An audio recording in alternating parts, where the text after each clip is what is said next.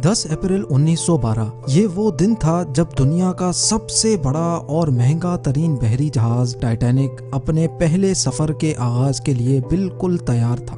उस unsinkable Titanic यानी कभी न डूबने वाला जहाज बना लिया गया है। जहाज का पहला सफर इंग्लैंड के शहर साउथहैम्पटन से शुरू होना था, जिसका दिन 10 अप्रैल 1912 मुकर्रर किया गया और जिसकी मंजिल अमेरिका का शहर न्यूयॉर्क थी।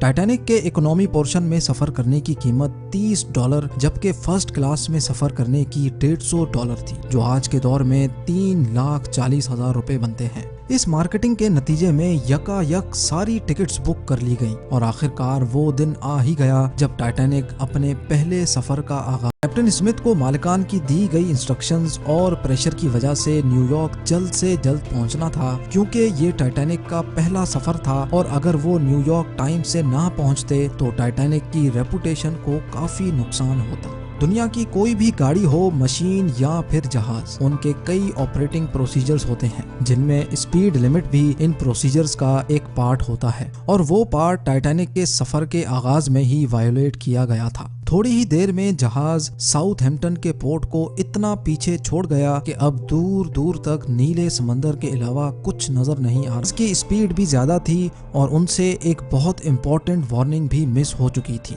टाइटैनिक अब तेजी से इंतहाई बेखौफ अंदाज में आइसबर्ग की रेंज में बढ़ता चला जा रहा था, लेकिन अभी भी टाइटैनिक को हादसे से बचाया जा सकता था क्योंकि जहाज के पहरेदार अलर्ट थे, जो किसी भी आइसबर्ग की इत्तला दूर से देखने पर ही कैप्टन को देने के लिए रेडी थे। लेकिन दूर से देखने के लिए इनके पास एक चीज मौजूद ही नहीं थी और वो चीज थी दूरबीन। जी हाँ, पहरेदार अलर्ट तो थे, लेकिन वो आइसबर्ग को दूरबीन ना होने की वजह से दूर से नहीं देख सके और यही थी टाइटैनिक की तीसरी गलती।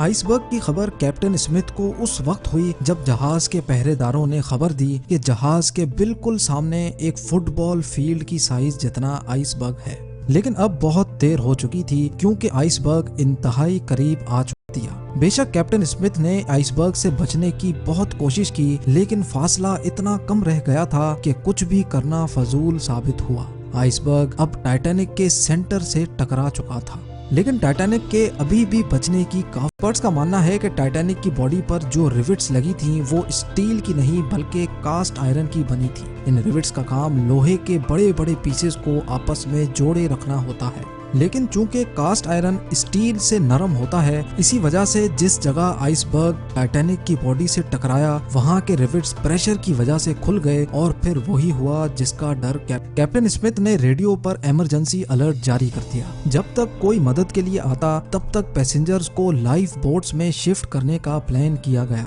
लेकिन इस मौके पर पांचवी गलती ने अपना काम दिखा दिया। जी हाँ, जहाज में टोटल 32 लाइफ बोट्स की जगह थी, लेकिन कोताही की वजह से सिर्फ 20 बोट्स ही रखी गई थी। पैसेंजर्स थे 1500 और बोट्स थी सिर्फ। जहाज तेजी से समंदर में डूबता जा रहा था। 2:18 पर शॉर्ट सर्किट की वजह से टाइटैनिक की सारी रोशनियां बुझ गई थी और अगले ही लम्हे जहाज टूटकर 2 हिस्सों में तकसीम हो गया। यूं टाइटैनिक को समंदर के अंदर मुकम्मल तौर पर डूबने के लिए 2 घंटे 40 मिनट लगे और इस तरह 1500 लोग अटलांटिक ओशन के ठंडे पानी में डूबकर मर गए। आपको एक और बात भी बताते चलें कि पानी का टेम्परेचर उस वक्त -2 डिग्री सेंटीग्रेड था। मतलब अगर पैसेंजर्स इस ठंडे पानी में छलांग भी लगाते तो बचने का कोई चांस नहीं था, क्योंकि इंसान इतने कम टेम्परेचर में 30 मिनट से ज्यादा जिंदा नहीं रह सकता।